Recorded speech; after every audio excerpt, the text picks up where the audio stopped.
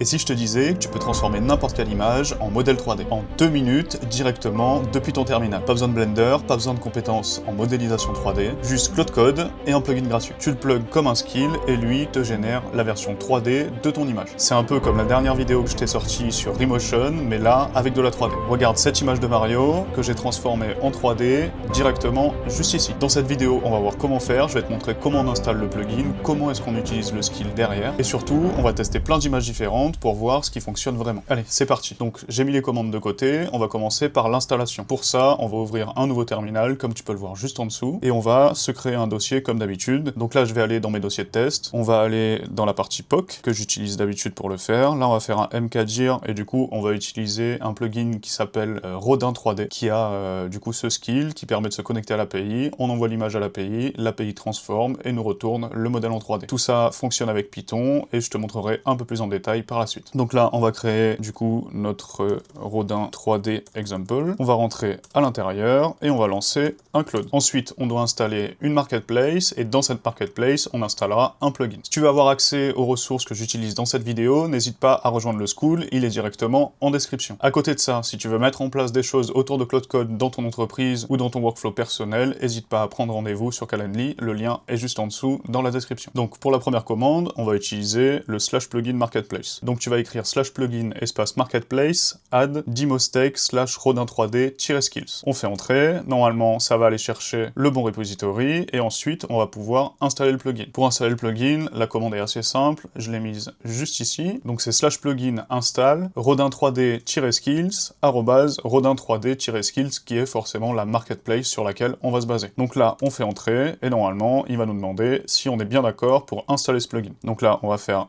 install for you et une fois que le plugin est installé, on voit que Claude Code nous demande de redémarrer l'instance pour pouvoir utiliser les nouveaux plugins. Donc c'est ce qu'on va faire. Donc là on fait double CTRL-C, on va redémarrer Claude. Donc une fois qu'on a redémarré Claude, on va utiliser pour la première fois notre skill. Donc on va aller chercher une image sur le web et la convertir directement en 3D. Petite spécification, le skill utilise l'API Hyper 3D Rodin Gen 2, qui est actuellement l'un des meilleurs générateurs de modèles 3D niveau IA. Donc là on va commencer, on va se rendre sur un navigateur que je vais te mettre juste ici. Donc pour le premier test, on va y aller crescendo. Là pour l'instant, on va juste prendre une image de robot et ensuite on verra si on peut faire un peu plus, comme l'image de Mario que je t'ai montré dans l'intro. Donc là, on va aller se marquer robot PNG, on va aller chercher le premier robot sur lequel on tombe, imaginons celui-là, tac, on va le prendre ici, on va save l'image. Pense bien à sauvegarder l'image, parce que si tu lui fais un copier-coller comme on en a l'habitude de le faire sur Claude Code, ça ne fonctionnera pas. Donc là, on va enregistrer l'image directement dans notre dossier download, on va l'appeler robot démo par exemple, on fait suivant, ici tu vois qu'il est directement dans notre dossier de téléchargement, on va le prendre et le drag and drop directement dans la conversation avec Claude. Et on va lui dire, utilise le skill de Rodin pour générer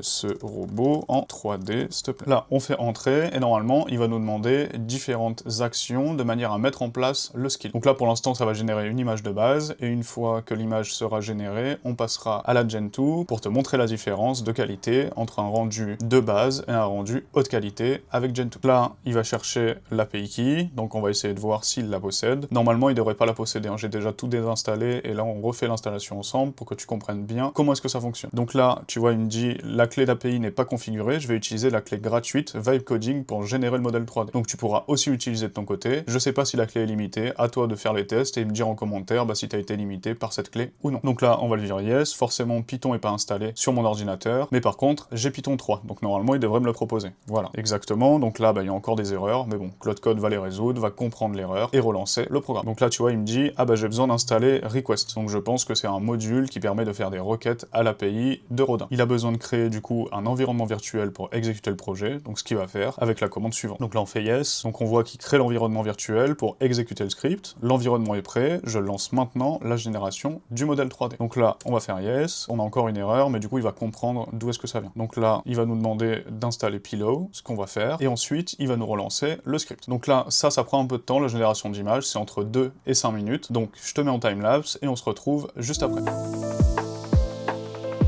Voilà, le modèle 3D a été généré, on va ouvrir un IDE pour voir ce que ça donne. Donc là, on va se prendre un petit curseur, je vais t'ouvrir une nouvelle fenêtre, donc la New Window, tac, je vais la balancer juste en dessous, et on va aller ouvrir notre projet directement. Open Project, ici, on va aller dans Documents, POC, Rodin 3D Example, on fait Open, et là, normalement, on devrait avoir accès à notre modèle 3D. Donc il se met dans le dossier Output, et donc comme on peut le voir ici, tu vois, il nous a créé un base_basic_pbr.glb. Il existe du coup un plugin sur ton IDE, normalement, pour lire le GLB. Donc moi, ce que j'ai fait, c'était assez simple, hein, j'ai tapé GLB dans la barre, ici, et il me semble que je suis allé chercher celui-là. Donc c'est gltf/glb viewer, je te mettrai le lien, évidemment, sur le scoop. Donc là, nous, on l'a installé, donc normalement, si on revient ici, qu'on ferme ça, et qu'on clique ici, normalement, on devrait avoir notre rendu 3D. Donc là, actuellement, ok, c'est un bon rendu 3D, mais il n'est pas assez qualitatif. Comment est-ce qu'on pourrait faire, du coup, pour le rendre mieux au niveau visuel? Bah tout simplement, utiliser Gentoo et le spécifier à Cloudcode pour qu'il régénère notre image. C'est ce qu'on va faire. Donc là, on retourne sur notre terminal, et on va lui dire génère la même image, mais avec Gentoo. Donc là, j'ai accepté la génération et l'exécution du script. On attend qu'il nous génère tout ça, et on regarde le rendu directement après. Je te mets en timelapse, et on se retrouve pour le résultat. Donc là, on voit qu'il a terminé, il nous a fait la génération de l'image, et il a mis Validating Image. Donc là, le modèle 3D du robot a été généré avec le tiers Gentoo, qualité maximale. Donc normalement, si on retourne dans notre IDE, on devrait voir le résultat final dans Output. Donc là, tu vois qu'on a deux dossiers. On va vérifier du coup quel dossier c'était. Donc là, c'est celui qui termine par 032 D7F. D7C, pardon. Et donc là, normalement, tac, c'est celui-là. Donc là, je te laisse visualiser la version actuelle, et je te laisse visualiser la version Gentoo. Donc là, on voit qu'on est quand même beaucoup plus précis, on a un meilleur design qui est beaucoup plus polish, et franchement, le résultat est pas dégueu du tout. Allez, maintenant qu'on a fait ça, on va le booster un peu plus, et je vais te montrer comment on le fait avec Yoshi. Je l'ai dans Download, je te mettrai bien évidemment toutes les photos pour que tu puisses tester de ton côté directement sur le school, je te ferai un petit pack avec tout dedans. Donc c'est une image que j'ai prise de base, que je vais te montrer juste en dessous. Donc là, hop, tac, si je te la montre, elle ressemble à peu près à ça. Donc là, tu vois, c'est une image de côté, et on va voir le résultat que ça nous donne. Donc là, ce qu'on va faire, c'est qu'on va la mettre, comme on a fait tout à l'heure, ici, dans notre terminal, et ensuite on va lui dire, fais pareil avec cette image, en utilisant Gentoo. On fait entrer, derrière ça va nous demander de lancer le script, et une fois que le script est lancé, je te mettrai en timelapse, et on se retrouve pour le résultat final.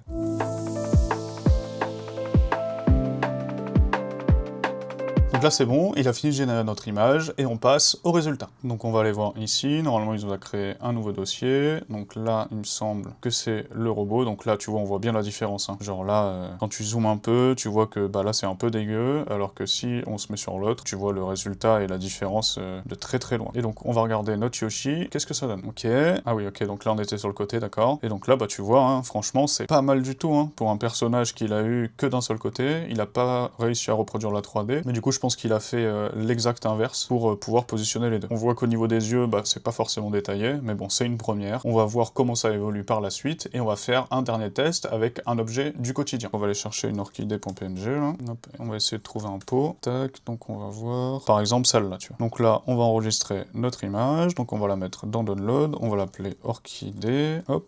Donc là, on va la récupérer dans notre dossier Download, mais avant ça, ce que je te conseille, c'est de faire Flèche du haut, et comme ça, au moins, t'as pas besoin de réécrire le prompt. Genre là, on va récupérer notre image, on va la drag and drop dessus, et on va faire entrer. Tac, donc là, tu vois, il a bien accès à l'image 3. On fait entrer, il va nous demander de lancer le script comme c'était le cas juste avant. Donc là, on fait yes, je te mets en timelapse, et on se retrouve pour le résultat.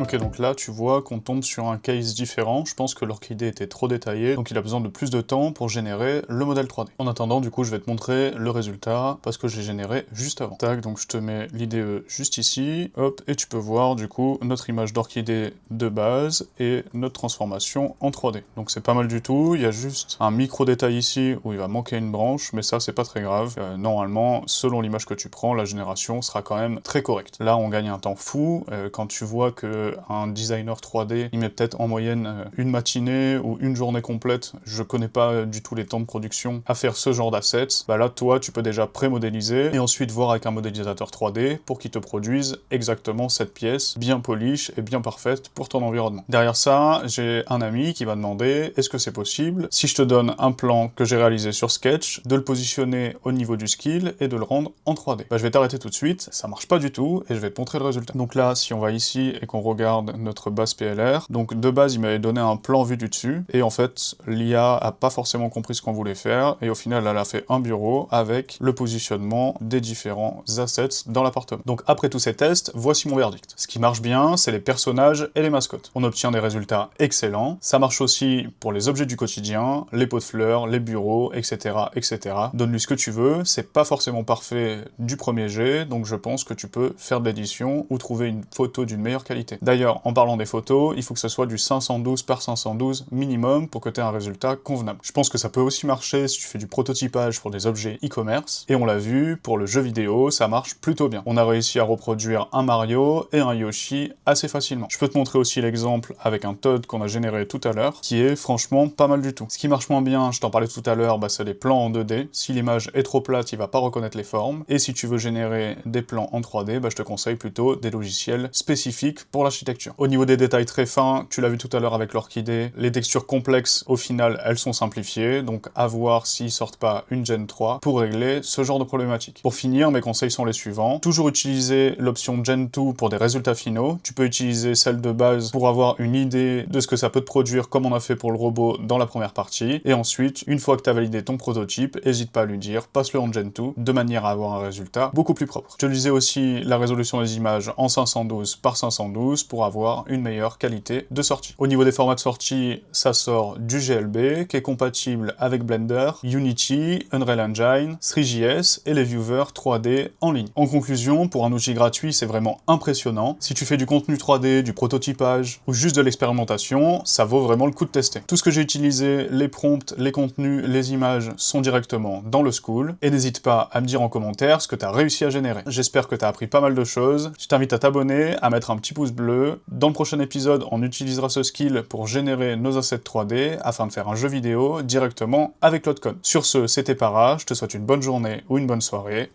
Ciao!